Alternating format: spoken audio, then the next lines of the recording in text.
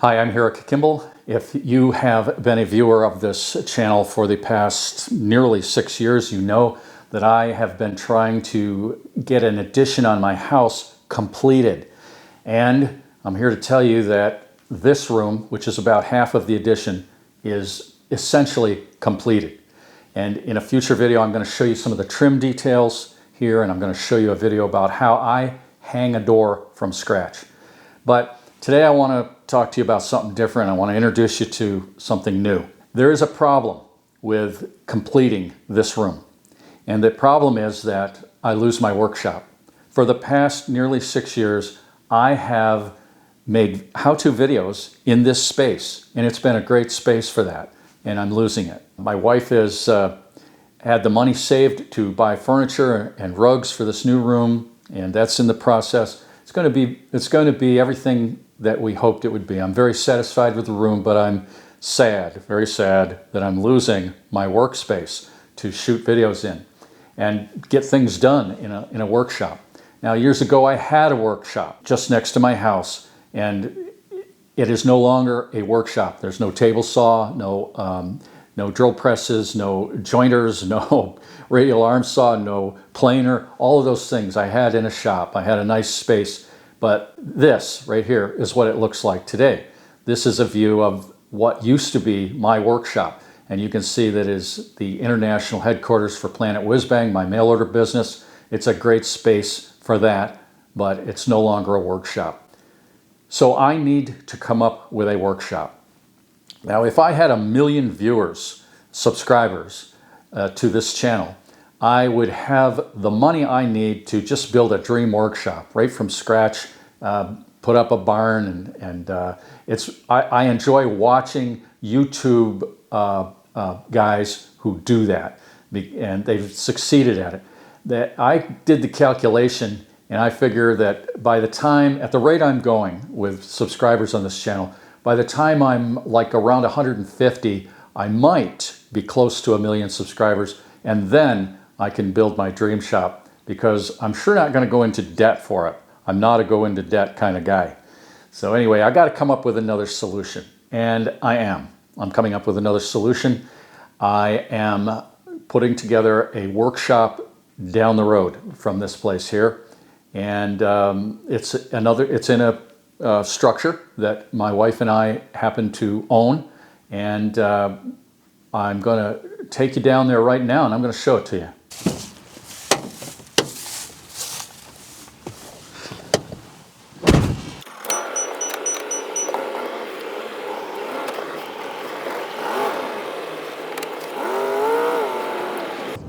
These woods on the left belong to us, my wife and I, and the field beyond. I've showed that in previous videos. But the only way to get to our land is to come down the road like this, right here. And when we bought the land of 16 acres, we got a double-wide manufactured home, which is right there. Circa 1975. And this is the back porch, which you're going to be very excited to see in here. Yeah, there it is. Now, I'm going to set up my table saw in here, and you can see it there in 2 pieces on the floor. That was my outdoor table saw. I've made videos about that. And you can see over there, there was a fan light on the ceiling, and I put that light up there, and I'm going to turn that on so you can see. Yeah, so this light is remarkable. It is so bright, and it was cheap. It's an LED light. I put a ceramic bulb receptacle where that fan was, and then just screwed this thing in. And wow, it is just amazing. I'm going to put an affiliate link below in the description of this video because I'm so impressed with this. They were cheap. I bought 2 of them. Going to put 1 in the kitchen. This is going to be my cutting area so that I don't get dust into the rest of the house, or very little dust in the rest of the house. And this area was jam-packed with furniture and boxes if you could have seen it before, you would be amazed. It was literally in spots stacked just about to the ceiling. And we had a little trail coming through the door into the house. I got rid of most of that stuff by jamming it into the rest of the house inside there. And I got a space. So I've got 2x4s over there. I got some plywood. I got wood scraps here. I got nails. I got a wall I can hang stuff on there. So yeah, this is great. I'll put my table saw together and I'll be ready to do cutting out here and make a mess out here and less mess in there. That's the plan. So let's go in the house and I'll show you the shop. Okay, I turned on the light already here in the kitchen, and I'm not going to show you all the crap we've got, but there's a hallway down there. It's full of stuff, and we just got stuff everywhere. Stuff. And here's the room that's going to be my workshop. Okay, this room was also packed with stuff. It had my grandmother's dining room table and chairs and other things, and I've cleaned most of those things out. This is a pretty good space. And it's going to be a better space when I get done. This is the before, and I'll show you the after in another video once I do what I have planned here. And I'll have my sawhorses here, of course. I've got one drill press. And what I'm going to do here is I've got these canvas drop cloths that I bought, and I have these furring strips. And I'm going to set up the furring strips to create a wall here. And hang the cloths on the wall, and I may or may not go in front of these windows. That natural light is kind of nice, and I'm going to section this off so that I can turn that heater on and just while I'm here working, heat this area, heat the shop.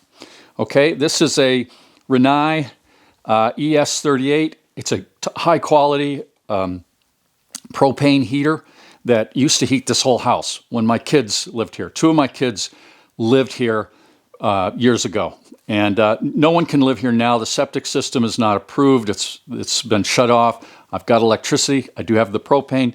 So, yeah, we're going to be able to section this off to some degree and heat this area. The rug here was in my grandmother's house, and it's just too big for my house, for my addition, and it's old. It's threadbare in spots. We've just gone back and forth. What do we do with this? I'm going to leave it right here. I'm going to leave it right here. It acts as kind of an insulation. Now, this shop is going to be a YouTube video set for future YouTube videos and the Desperate Workshop videos. And so I've got my lighting here, and hopefully, that'll work out good. I've got other things I've got to try to... I got chairs over here that were part of my grandmother Kimball's. They were in the camp up in northern Maine. I've got this beautiful chair. Let me show you this chair. This belonged to my stepfather, to his family. It's a Windsor chair. And it's just such a nice chair, but the bottom is really in bad shape. I think you can see that it's the bottom, the legs go like this, if you can't see. And it's a little jiggly, but such a comfortable chair. So this will be my shop chair. And over there, I have my grandfather Kimball, Dr. Kimball's chair, the chair that he died in, that he had a heart attack in and died.